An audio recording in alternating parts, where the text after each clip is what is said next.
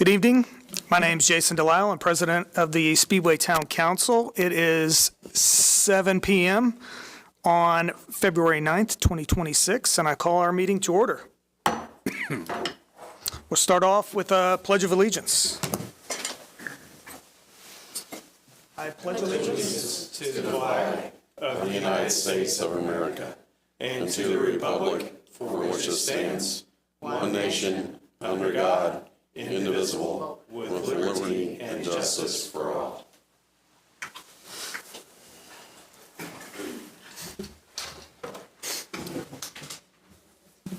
All right. Quick introductions. To my right is our town manager, Grant Kleinhens. Good evening. Town councilor, Nick Sturgeon. Good evening. Town councilor, Sean Harold. Good evening. And to my left is our town attorney, Ted Nolting. Good evening. Our clerk treasurer, Philip Faust. Good evening. Councilor Vince Noblet. Good evening. And our vice president, Sarah Gardner. Good evening. All right. Our first item is approval of minutes of the January 26, 2026 meeting. Make a motion to approve. A second. All right. Any comments or questions? I'll call for a vote. All those in favor of approving our meeting minutes, say aye. Aye. Those opposed? That passes 5-0.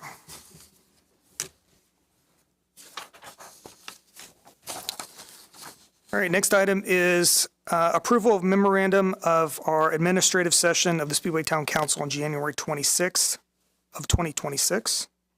Make a motion to approve. I'll second. All right, any comments or questions? Call for a vote. All those in favor of approving our memorandum, say aye. Aye. Opposed? That passes 5-0.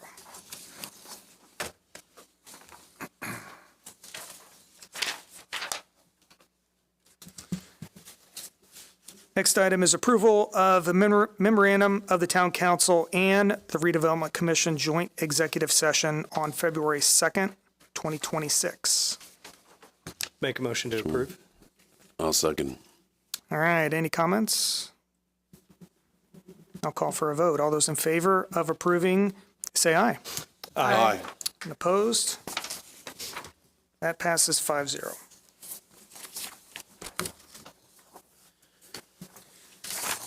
Next item is approval of a bid for the 25th Street Reconstruction Project Phase 2. Grant. Yes, so as you know, we advertised for bids for that construction of Phase 2, stretching from Parkwood west to High School Road. Prior to the advertised bid opening date of January 29th at 2 p.m., we did receive 5 qualified bids. The apparent low bidder, and now that has been verified through review of the numbers and all of the contract and bid documents, E&B Paving LLC, their low bid was in the amount of $1,319,734.45. The engineer's estimate for that phase of the project was just over $1,450,000. So that's a savings of approximately $130,000. I think we got some pretty good prices. I think that had to do with a little more information. We are requiring some more stabilization and base work. So I think the contractors knew what they were bidding on a little better. And we did a good timing as well, advertising these in early January or late December, early January. I think we got some good bids. So the engineer has signed off on this, John Ellison with Kieser Consulting. We recommend approval of the bid or acceptance of the bid from E&B Paving. When you make the motion, I would ask that you direct the town and authorize the town manager to negotiate that contract with the contractor after review with legal over the next couple of weeks. So we'll get that started, issue a notice to proceed, have a pre-construction meeting, probably the end of this month, 1st of March, and then that construction will start in June after the race. Make a motion to approve the bid and authorizing the town manager and council to negotiate on our behalf. I'll second. Any comments or questions? Grant, just a question about the base work. Is that already added into this price? It is, yes. Okay. It's included. For the whole road? If we did a little bit more core samples. Okay. So we know the condition of that material Okay. that was provided as part of the bid package. Therefore, with more confidence, those bidders were able to put that in.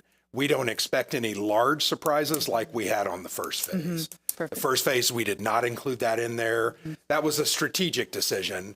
We would have paid for it either way. We might have paid a little more by doing it the way we did. This way, we feel like we're going to get a better outcome and a better price. Okay. And then do we have an estimated on how long that part of the road will take? Yeah, so the construction schedule will be very similar to the first phase. So start in June with completion probably by the first week or so of December. Okay. And it will be disruptive, right? There are less homes on that, but there are businesses. And that's a concern that I have because they will be impacted negatively. So we will work with that contractor to make sure we're coordinating that kind of thing to minimize that impact as much as possible. Well, I think of the post office right there Yeah. specifically. Yeah. Yeah. So will the contractor be responsible for letting the public know what's their in and outs? We'll They're do gonna that. We're going to do that? Or when they They'll shut it tell down? us and then we'll convey that to the public. Yep. Okay, With signage, there'll be signage up. The contractor will have to put up. Yep. right. So I'm just preparing everybody because construction of this magnitude on a large thoroughfare is never easy. No. This is not Beauport Road where you have 30 cars a day. Yeah. I'm being facetious, Yeah. but this is thousands of cars a day. So, but it has to be done. This really has to be done. And we got some very good pricing on the first phase. We got some extra grants that we didn't anticipate. And therefore, we actually got a second round of community crossing matching grant funding. So we're actually only paying about half of this cost. The state is picking up the rest through a grant to us. So that bid of 1.319, we're only paying about 700,000 of that. We're all paying it because somehow we paid at the pump, but it's not money coming out of our direct funds. And I think that's the important part. And they have tightened up the CCMG program. It's way more competitive. But we got funded again, partly because we do what we say we're going to do. We do it on time and we do the proper reporting, which is good. That's a credit to Rob and his guys and Kieser, who helps us with this kind of work. All right, any other comments? I'll call for a vote then. All those in favor of approving the bid for the 25th Street Reconstruction Project Phase 2 and authorizing our town manager and council to negotiate on our behalf, say aye. Aye. And opposed? That passes 5-0.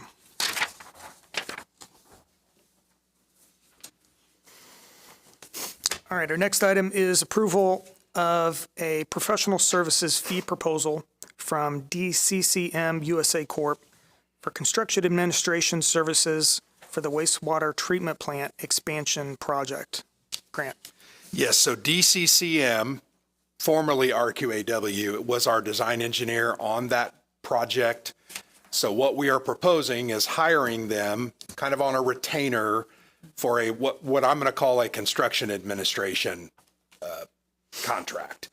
What that means is as we go through the construction of that nearly $20 million project, there will be points where plans need to be reviewed or updated or documents need to be reworked because maybe we did something in the field that made more sense for us for constructability. So we want to have DCCM on contract, and that is a not to exceed amount of $30,000 with time and expense. So it'll be billed kind of on a monthly basis as they do that work throughout the roughly 18-month construction phase. There's also a second portion of that contract, though, the digitization of the as-built plans, which will provide us with an electronic copy that can be stored, searched, viewed online, and retained You can't be destroyed in a fire. We have started doing these kinds of things with larger projects. This is actually the first wastewater project that we have done this on, and I recommend this. It's something we need to get in the habit of doing. So that is a lump sum of $29,000 and involves the mechanical, the architectural, the structural, and the site elements that they designed and planned for us, digitizing and converting over those documents. And it's the as-built. So you may be sitting there and go, well, we just paid them to do those plans. Yes, we did, but those plans will change. As they build them, there will be changes to those plans. That's just the way these things work. So I'll answer any questions that you might have, but we do recommend approval of this agreement. Do you have a motion? I'll make, No, go ahead. I'll make a motion to approve. I'll second. All right. So just a caveat, are we accepting both of the elements, the construction administration and the digitization? You want to? Yes, yes, Okay. yes. Okay. Just want to make sure it's clear.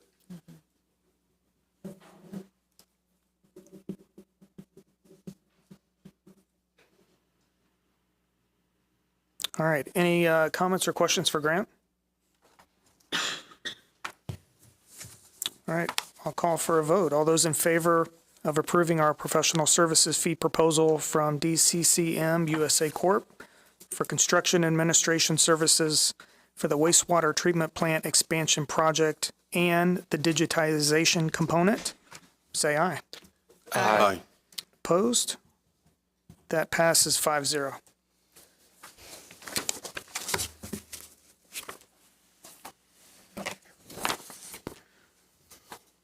All right, our next item is approval of bond council engagement proposal from KGR LLP for the Sewage Works Revenue Bond Series 2026 for the wastewater treatment plant expansion project. Grant.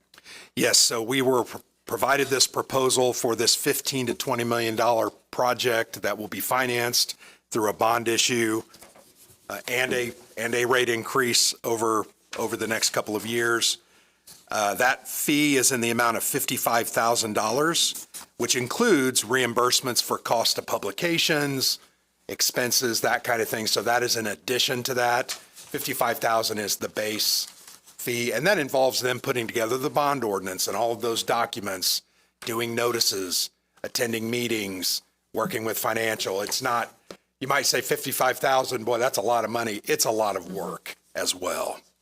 So we recommend approval of this so that we can get started on this project as soon as possible. Bids open here in about the next 30 days, and the council will be approving that, and we'll be moving forward with this process over the next couple of months. I'll answer any questions, or Ted, if you have anything that you can answer or say. I'll make a motion that we approve bond council KGR. I'll second. All right, any comments or questions? Can they do it for 50,000? I'm just saying. So Ted, will this be you on this, or is this a partner? It's going to be Brian Bosma. Okay, that will be leading this specifically, okay.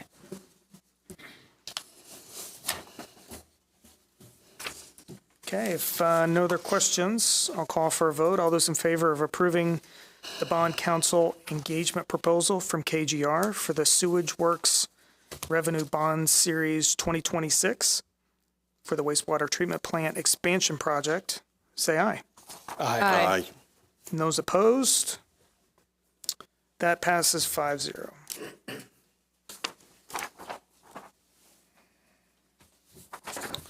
All right, our next item is approval of the stormwater utility rate study amendment for stormwater fee billing from Christopher B. Burke Engineering.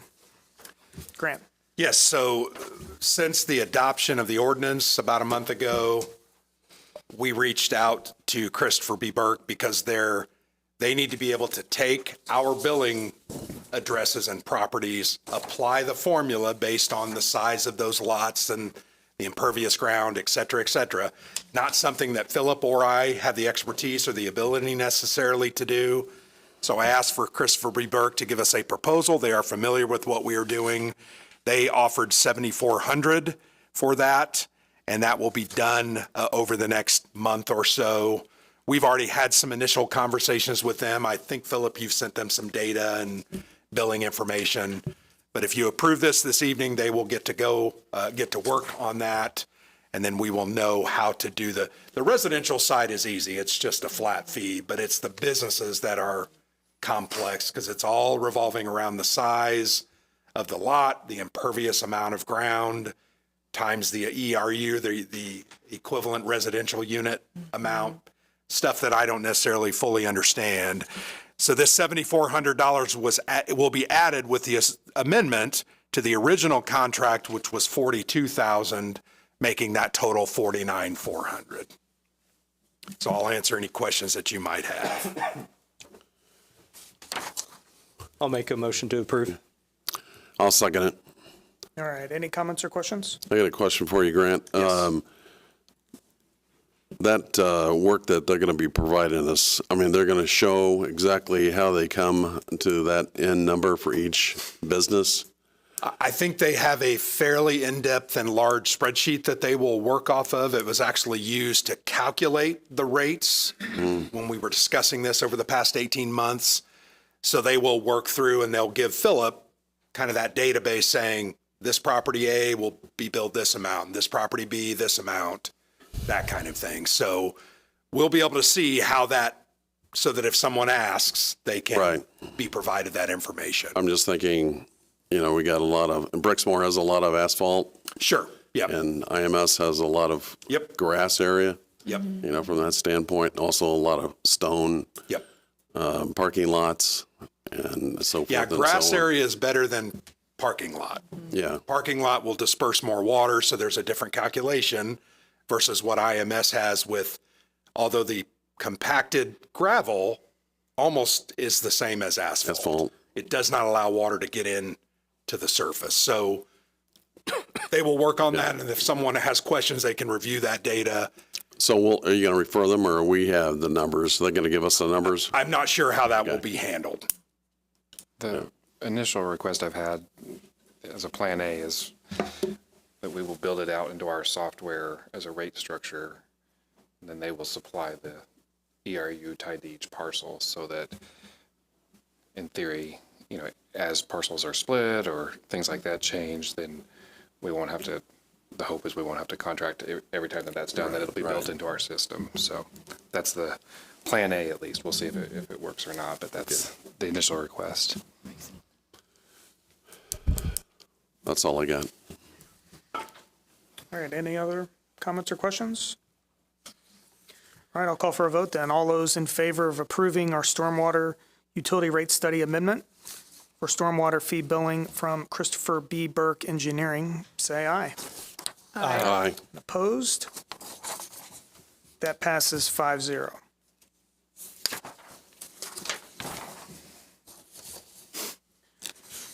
Next item is approval of change order number 3 for the Crawfordsville Road Pedestrian Improvement Project. Grant. Yes, so change order number 3 is in the amount, a proposed amount of $26,578.93, bringing the revised project amount to $2,881,276.50. As you notice, the awarded project amount is $2,861, so we are at about $20,000 of total change order increase over the scope of the project. If you remember, we had a very large deduct on that first one where we took out a traffic signal that didn't need to be done, saving about $140,000, I think is what the number was. And then we've added a couple of things. Last time we did some drainage improvements. This is some median and curb work and some additional drainage in front of KFC to assist with getting that water out of that area. So we recommend approval of this, and I'll answer any questions that you might have. I'll make the motion for approval of the change order number 3 for American Structure Point. I'll second. All right, any comments or questions? Grant, does this include in front of Arby's? I know that's a huge spot where the water puddles there.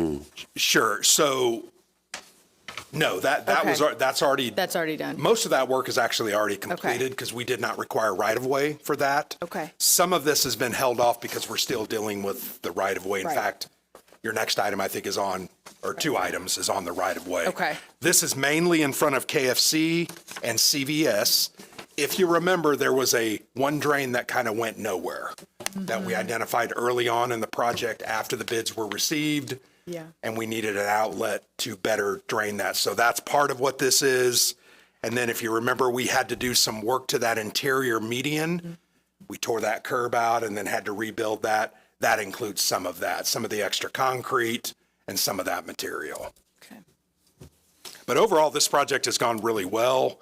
Cost-wise, $20,000 over the bid amount is well within, I think we had about $200,000 worth of contingency, so we're not going to spend, which is a good thing. Yeah. We're not spending anywhere near that.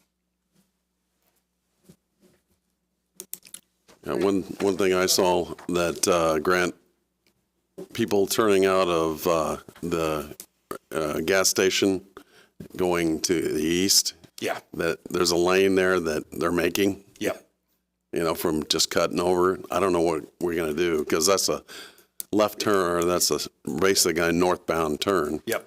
It's not the way it was designed, and it was not intended to allow people to do that. In fact, it was put in to stop that from happening. Right.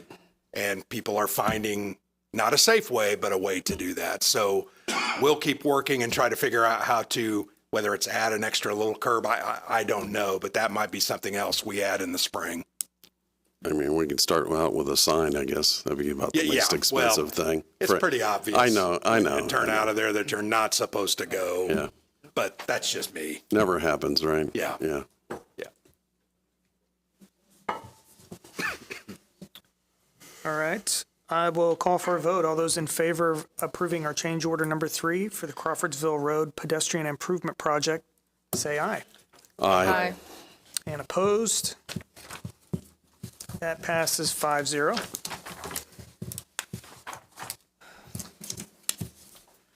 Item number 10 is our approval of task order number 7 with Wessler Engineering for human-machine interface programming assistance for the wastewater treatment plant. There's some tongue twisters in Yeah, here. there is. And that's an odd title, but it Yeah. is what it is called, HMI. So this is something that we have gotten some new equipment. We've changed some things around. Wessler will assist us in doing the programming that is required. This is how we as operators access the plant and make process changes or chemical upgrades. It's something that has to be done with the new equipment that has been installed over the past year. So that amount for this project is $15,000, not to exceed $15,400, billed on a time and materials basis. I think we're confident this will be done well under that amount. But 15.4, I think, would take into account some extra work if something just doesn't work out. And it's at the wastewater plant. Sorry, it's at the wastewater plant. I'll answer any questions that you might have. Go ahead, Sarah. I'll make a motion to approve. I'll second. Beat you to it. Good. All right. Any comments or questions for Grant? Okay, I will call for a vote then. All those in favor of approving task order number 7 with Wessler Engineering for human-machine interface programming assistance for the wastewater treatment plant, say aye. Aye. And opposed? That passes 5-0.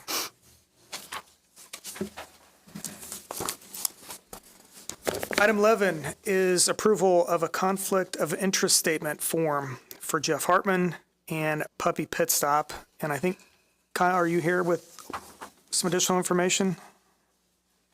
So while Kyle is coming up, this is a statutory protection that's required anytime we're doing business with a town employee or a family member of that employee. So Kyle, go ahead and take it away. Sure. So this conflict of interest is because we are proceeding to go with Puppy Pit Stop being able to purchase 5630 Crawfordsville Road.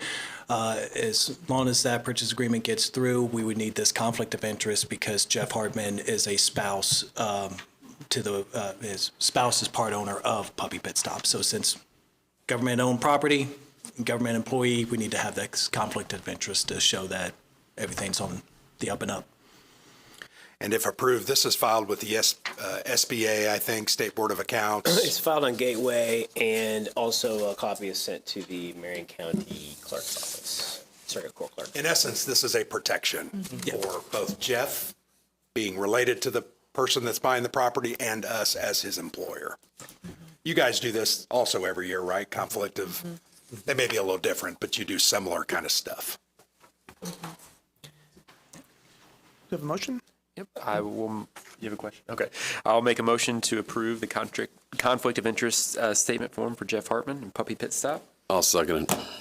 All right. Any questions for Grant or Kyle? I think just in general, I mean, this is part of being transparent.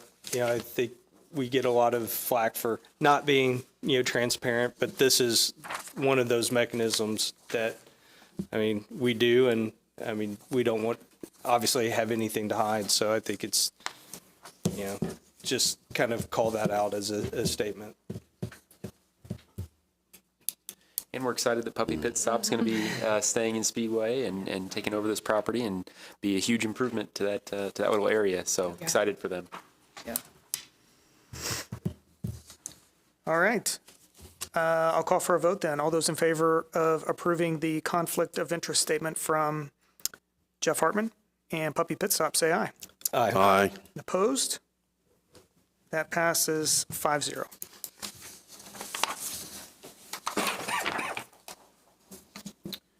All right, item 12 is Resolution 2026-04, which is a resolution approving the deposit of funds with the clerk of Marion County for the purchase of right-of-way for the Crawfordsville Road Improvement Project. Grant. So as you may remember, in August of last year, we filed lawsuit against Brixmore to acquire permanent fee simple right-of-way there in front of the White Castle on the north side of Crawfordsville to facilitate the installation, at no cost to them, I might include, sidewalk along that road as part of that pedestrian improvement project. So that went to the court. While it is still pending, we have been given the option of depositing $70,000 into a fund that the clerk identifies, and then we can actually take control or ownership or use of that right-of-way to not delay the construction any further as they work through the final details. A couple of points of clarification. That $70,000 amount is $8,500 higher than our offer that we made to them about a year ago. It is $7,000 higher than the appraised value, our highest appraisal, which I think was $63,000, give or take. I just wanted to point those out. We don't know exactly how the court's going to find on it, but this is kind of the way to move that process forward. The only other comment I want to make, the resolution that was in your packet on Friday has been removed. This one was included, which removed the amount of the fees. I think we had $7,300 in court fees. We have said whatever the mandated fees are by the court, we will then pay, correct, Ted? Yeah, that's right. The court entered, we think, what was the improper invoice amount. So rather than put that in it, we just said whatever ultimately the court orders is what we'll pay. So that is the only difference in this resolution compared to the one that was put in your packets on Friday. I switched that out today and provided copies to those who needed those. We'll answer any questions that you might have. I assume once this is signed this evening, Ted will take it, file it with the court, and then we'll do the Yeah, then we'll get transfer an order deposit. and we'll be able to start work again. Make a motion to approve. I'll second it.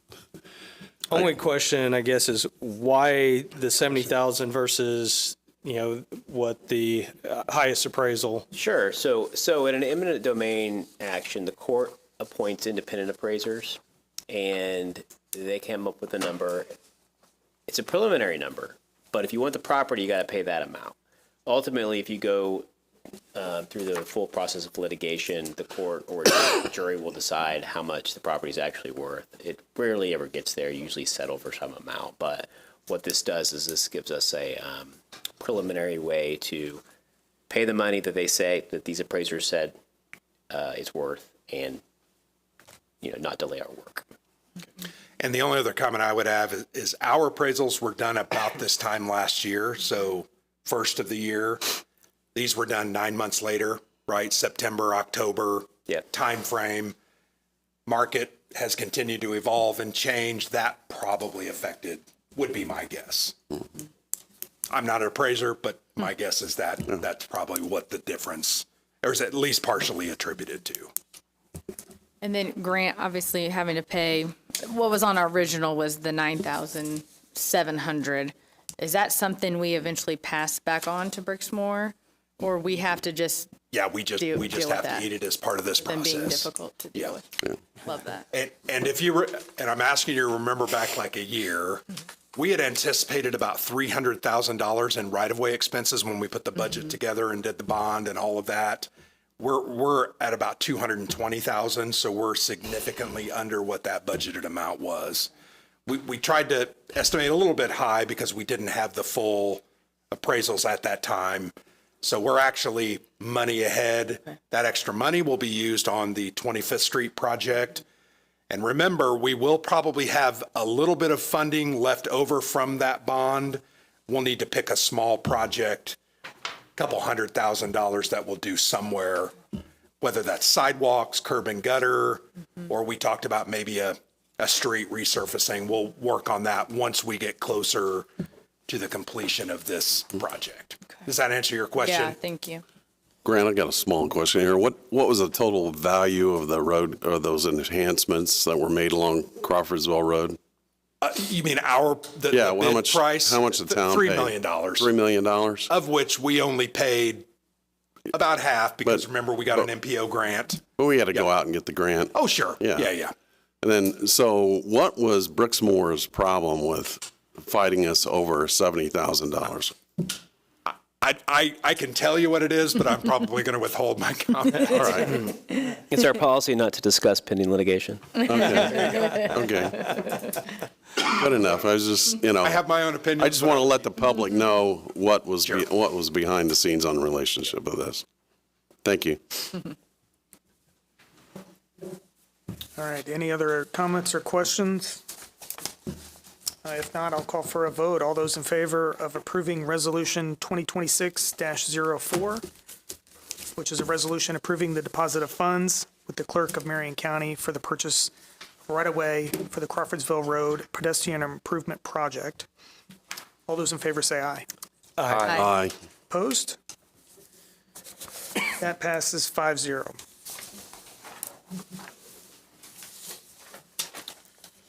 All right. Item 13, approval of claims and utility adjustments. Philip. Thank you. I do have requests for both this evening. They all span the date range of January 22nd through February 4th of this year. The first set is electronic payment claims that we would be making in the amount of $941.16.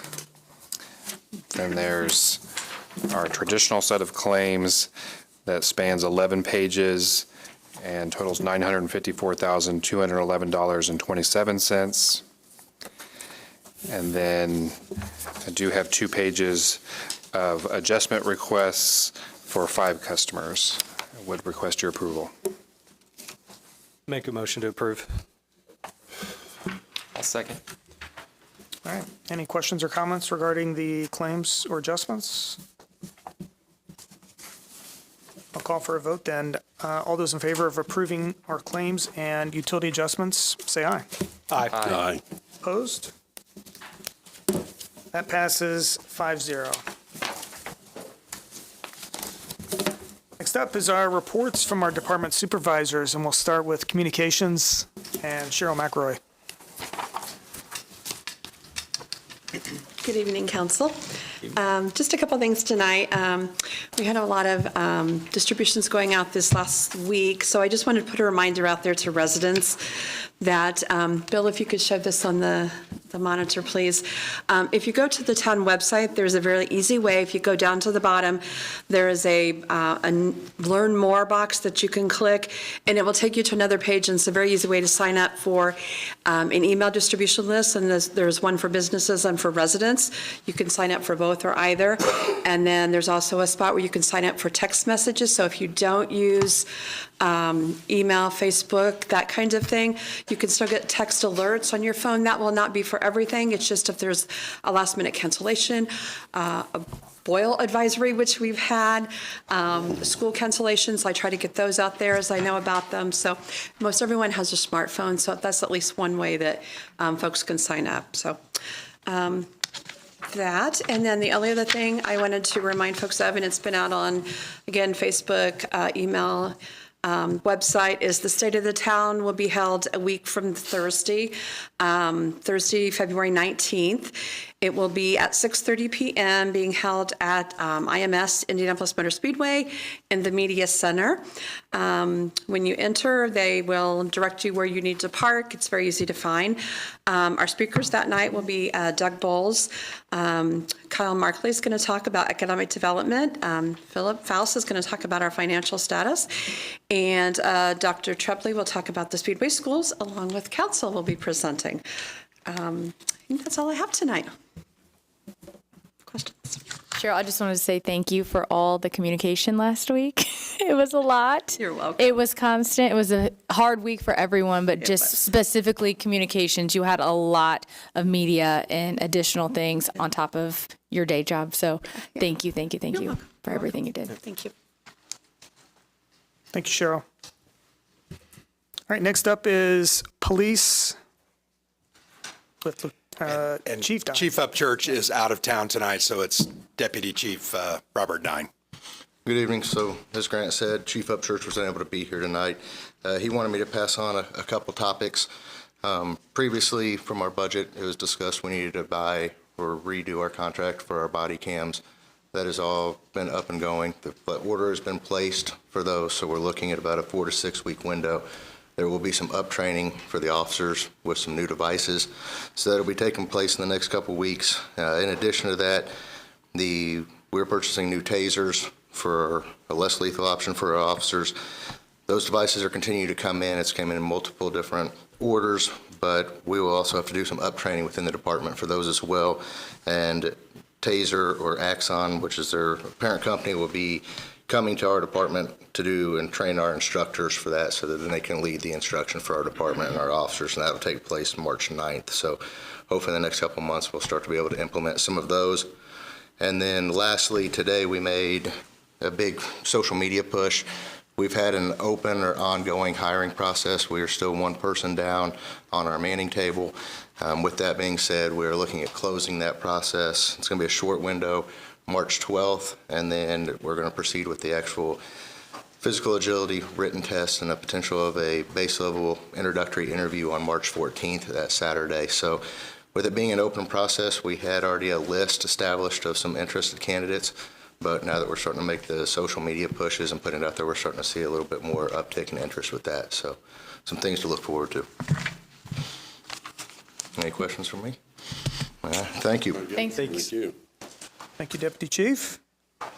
Next up is Fire with Chief. That's a lot shorter than Chuck. We'll take you all the time. Of course, the same could be said about me. If you need somebody to test those tasers on, I'm sure some of the councilors. Good evening.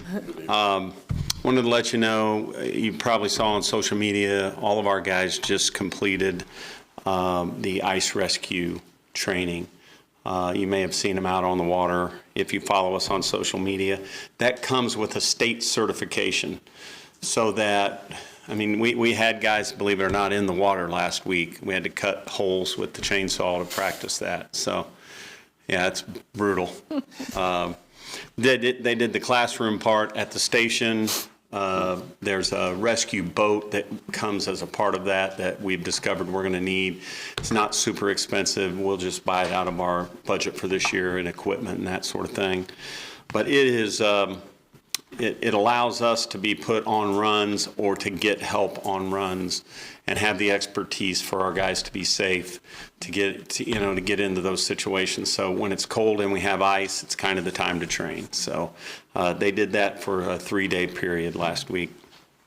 Our run totals had 311 runs in January. 61% of those were EMS, 39% were fire or other type runs. So the graduation, you guys will get a formal invitation, but March the 5th, Thursday, March the 5th, will be the graduation for the 2 guys we have in the West Central Academy, which is us, Wayne Township, Plainfield, Brownsburg,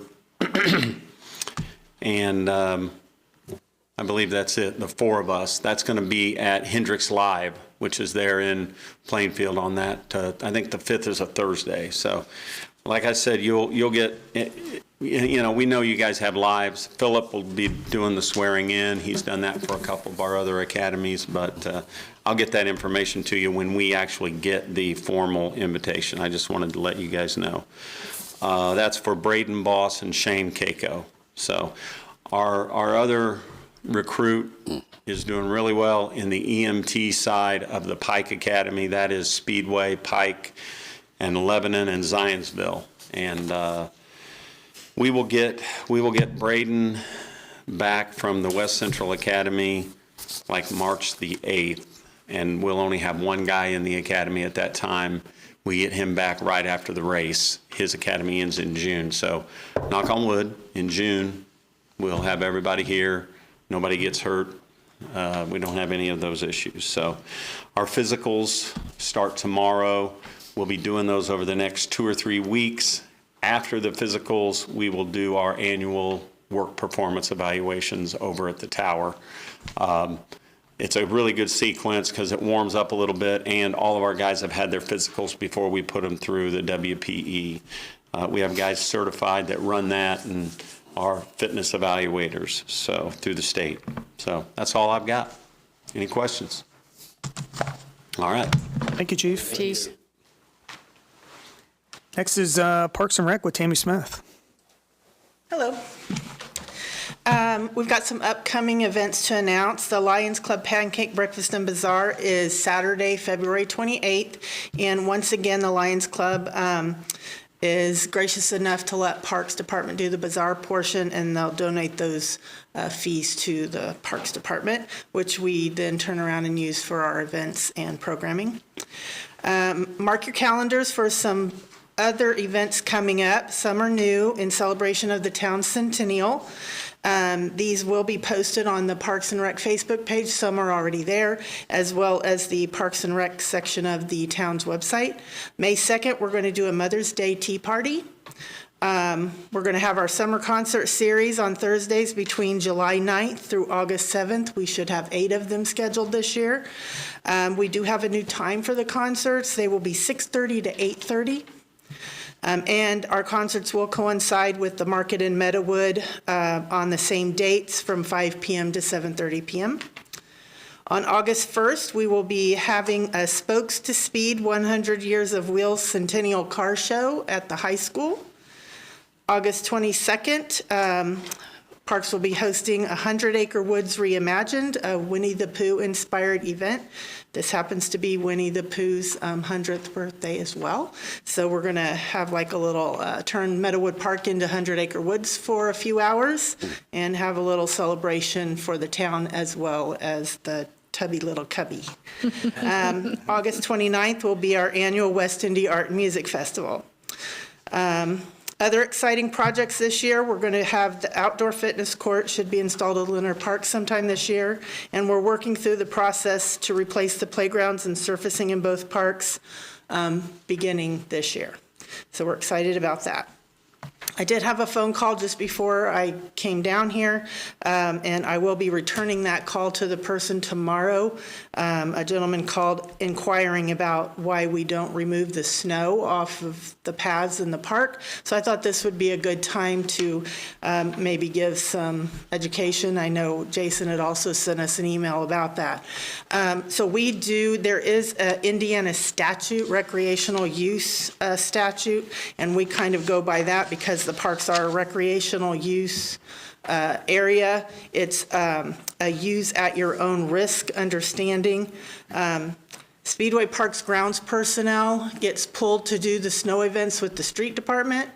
And as we all know, when there's a big snow event, they work around the clock, they get lots of hours, overtime, and Parks doesn't have that overtime to pay for the removal of that. So we kind of fall back on this recreational use statute for not removing the snow.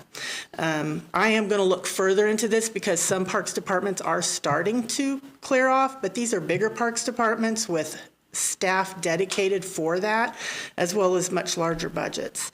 But I am curious. I want to talk to them about their thoughts on that. And we also just found out that I guess Indianapolis is now, DPW is doing a small path. They're not cleaning the whole trails, but on the trails through Indianapolis, they are going through with a very small path and kind of clearing that off, and that's something new as well. So I'm going to try to look into it a little bit more, but I want people to understand we don't have the manpower or the resources to be able to clear our paths because our guys do work so hard with the street department to get the roads and other areas, important areas in the town cleared off. And that's all I have. Thank you, Tammy. Thanks, Tammy. Yeah, great job. All right, next is Public Works. Brad Sloan. Good evening. We'll start with Street Department. Street has been working on weather events, patching potholes, and equipment maintenance and sign repairs. At the wastewater treatment plant, the plant treated 113 million gallons for January. They've also been working weather events and helping out the street department with weather events and cleaning out the fence line around the property. At the water department, the water plant treated 65 million gallons for January, ongoing maintenance and preventative maintenance, and of course leaks. That's all I have. Well, just say thanks to everybody on your crew and just to go out and handle and deal all of, not just this past week, but the ones that have happened over the winter so far. I know it's a lot of hard work being out there in the cold, and I've probably got 10 to 15 messages from neighbors and friends in town just saying thank you to the crews that were out there, especially this past week. But just, good work. It's not easy. And just from myself personally, just thank you guys for all the work that you do. We appreciate that. No, It's been a rough winter. definitely, I want to second that just because of the amount of snow that was there and that you guys, and the trouble, once you know that you can't push it, you keep pushing it, and you close down the sidewalks in front of the businesses, it's very difficult to get all of it done at one time. And you just hope Mother Nature helps a little bit, but they were kind of working against us, especially with that many days being cold. But even the water breaks that we had, I was amazed how fast that they jumped on them, and it's just the number of water breaks. And we're not the only ones that this is taking place. It may seem that way, but No, we are not. citizens, they've got some major breaks and a number of breaks. The public is not aware of those happening as much as we are. We like to notify the public out there and make sure that they're aware of it and that we're aware of it and get it done as fast as we can and get back into, get the water level back up. Absolutely. Thank you. Thank you. Thanks, Brad. Thank you. And then one other, we have the redevelopment commission, or redevelopment update, I guess, I got you at it, Kyle. with Kyle Markley. Double dipping. I was trying to get out of it, but Thanks, Chief. Yeah, I'll just be quick. The roundabout is going really well. We got the panels ordered and the lighting components ordered for those. So those will be showing up mid-March, I want to say, definitely for the lighting components. I don't think I have the panel estimated delivery date yet, but I'll continue to work with that and keep y'all up to date. We got the permits for raising the curbs on those island medians to help protect cars potentially hitting the roundabout site. And everything else seems to be kind of on the same construction timeline. We probably are going to be looking at 2 weeks into May for a ribbon cutting. I'll get with y'all and get the schedule. That's when Susan Unser, who did donate the $1 million towards this project, could be in town. So we want to try and accommodate that and leave us some time to complete the project fully. So probably mid-May, first couple of weeks, we'll get that scheduled. 16th Street Corridor study, we're going to be up and running first week of March. The IMPO needs to approve the contract.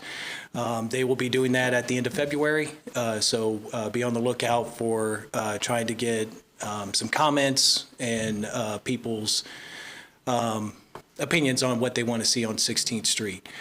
We'll work with Cheryl, obviously, to continue to send out those notifications, but we are looking really excited to get that completed.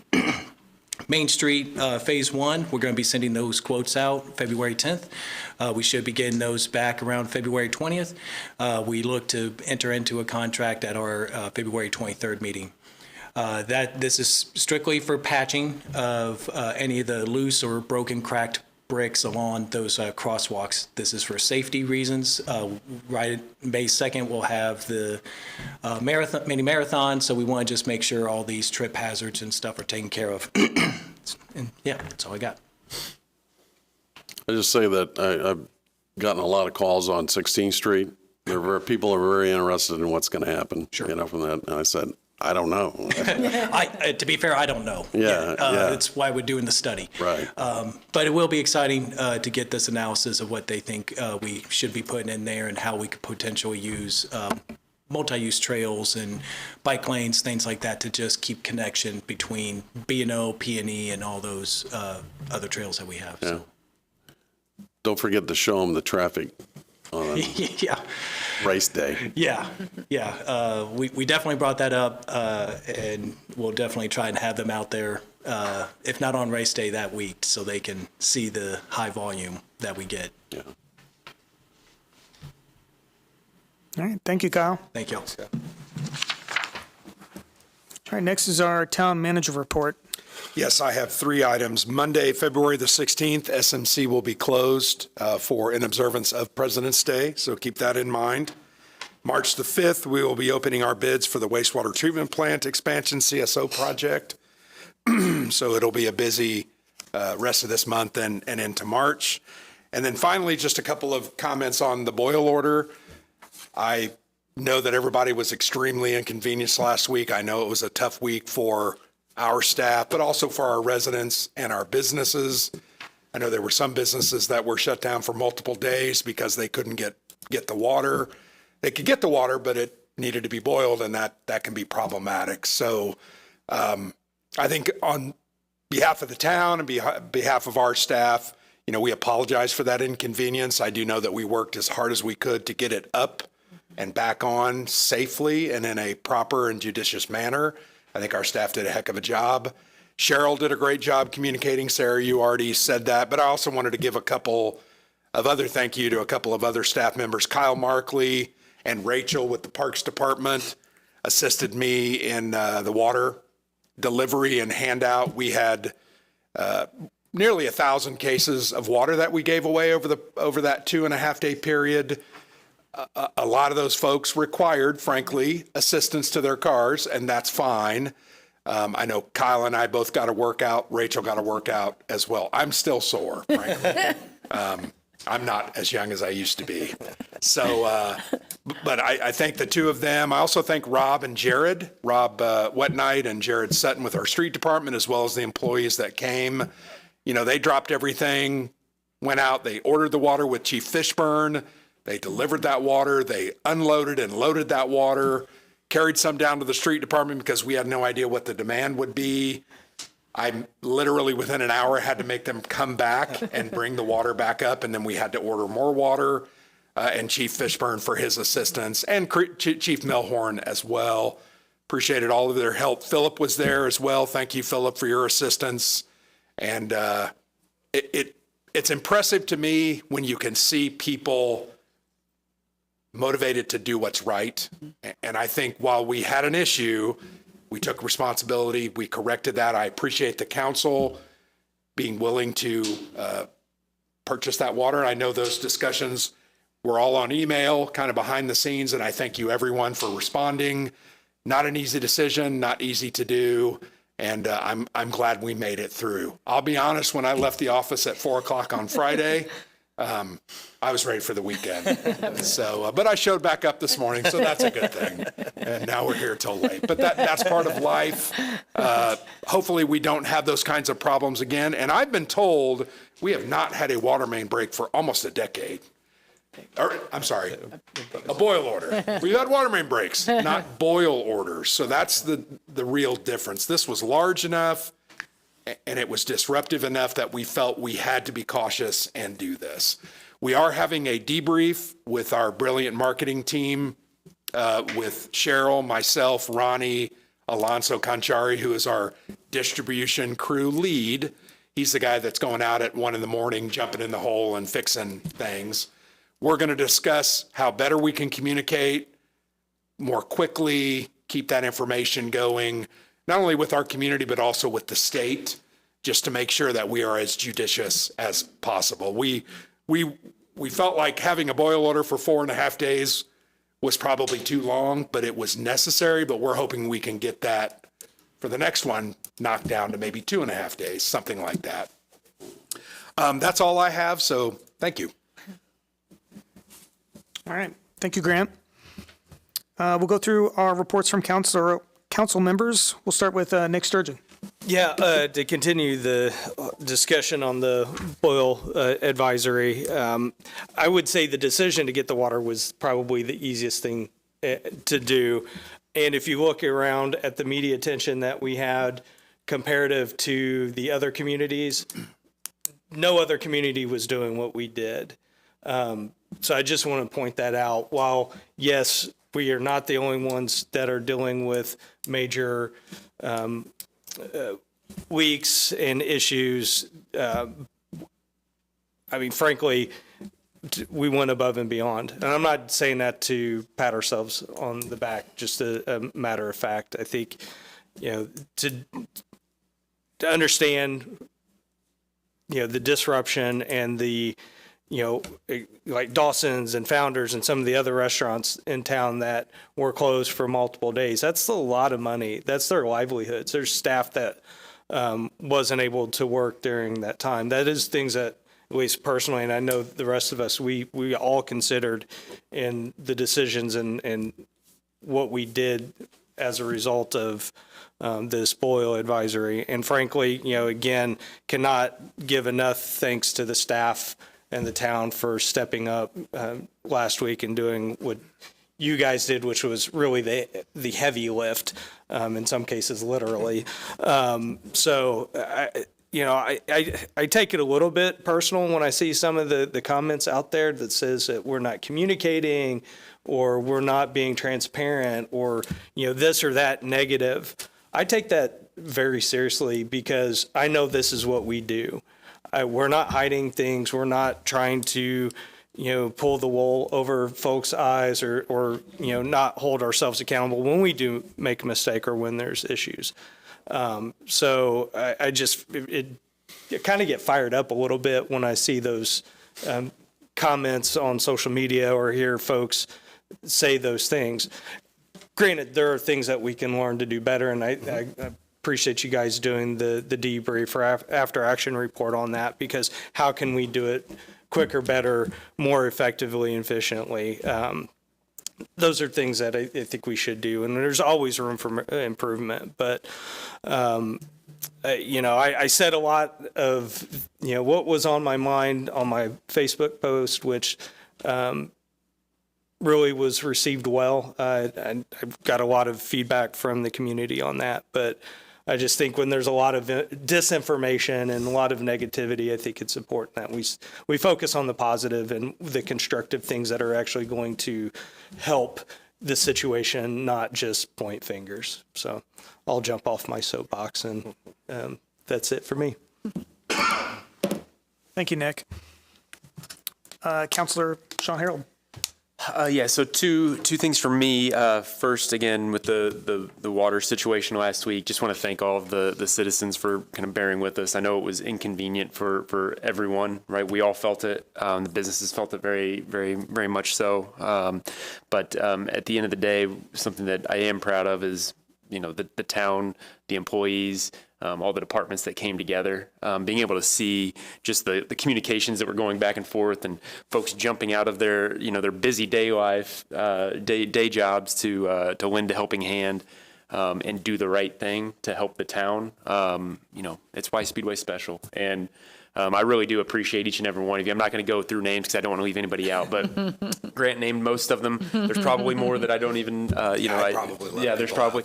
But at the end of the day, I think we've got a great staff working on behalf of our citizens, and I just am grateful for each and every one of you for everything that you did last week. And then the second thing I just wanted to mention was you probably saw today on the list, there were quite a few infrastructure things that we're working on. We understand that infrastructure is an important topic and things that we need to address. Over time, these things are big, they're expensive, and as you can see, we're continuing to invest in those, whether it be the stormwater, Crawfordsville Road, 25th Street. We're going to continue to look at where we can make an impact with our infrastructure, and I think that the agenda today kind of show that is a priority. So that's all that I've got tonight. All right, thank you, Sean. Next, Councilor Vince Knoblet. Thank you. I just want to let the public know that I know the amount of traffic going through the restaurants and Speedway dropped off significantly during the snow event. It's very difficult, and especially getting people out. I just would hope that they would support those restaurants in town. And we have a wide diversification of restaurants, and so you can pick out one. I'd like to see the restaurants as busy as Crew Car Wash. And I'm sure that'd be something. Yeah, it would be something. But I think a lot of them really took a hit, and I appreciate every restaurant for that diversity out there. Thank you. All right, thank you, Vince. And Vice President Sarah Gardner. Yeah, I won't repeat what everyone else said about the water, but I just appreciate all the work that went into that. I got to see, I walked in at the wrong time because then I ended up carrying cases and making some deliveries, which was great, and got to see parts of town I didn't even know existed in this small little town. So but it was really neat to be used because, again, a lot of this role that we're in isn't always glamorous or positive, and so that was a really nice way. Like, that's why we got into this, is to help our residents and to be a part of the town. And that was a really, I left inspired to see other people helping each other carry the cases, and it was a positive, and to see the positive media was really nice as well, because a lot of work went into that last week. So that what I want to echo, and then just something new we're doing for State of the Town. Not only the location, having that at the pagoda. I'm like, any reason to go to the pagoda is awesome, right? It's not May, but it's still going to be a very fun venue. So I encourage the public to come out to that event, and then Cheryl's opened that up to questions. So really wanting to get feedback to build what we're speaking about. And so if you have questions that you want us to talk about, things, send those to Cheryl. That way the event will be geared based on resident feedback, not just what we think you want to know or what we want to say, but it's really resident focus. So I think that that's a great addition to that this year, Cheryl. I know that's probably more work for you. So thank you, because you have nothing else going on. So that is coming up again, like she said, next Thursday at the Pagoda. So mark your calendar, come show up. It's a fun event. And yeah, we'll see you guys. That'll be our next event. So. All right, thank you. And then for me, yeah, just wanted to echo the sentiments around the Boyle order. Really appreciate all the collaboration. We've Grant outlined that, Nick, really all of us have kind of touched on that just to address the situation. It was really impressive. And with that, our third meeting of 2026 is adjourned at 8:06.